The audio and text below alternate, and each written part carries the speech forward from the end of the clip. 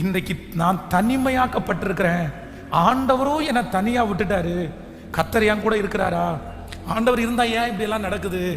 யாராவது ஒருத்தர் நான் தனிமை தனிமை தனிமை என்று நீங்கள் நினைப்பீர்களே, ஆனால் ஆண்டவர் உங்களோடு இருக்கிறதற்கு மிகப்பெரிய ஆதாரம் என்ன அப்படின்னா, கர்த்தர் உங்களோடு பேசிக்கொண்டு இருக்கிறது தான் ஆண்டவர் நீங்கள் தனிமை இல்லை என்கிறதற்கு கர்த்தர் கொடுக்கிற மிகப்பெரிய ஆதாரம்.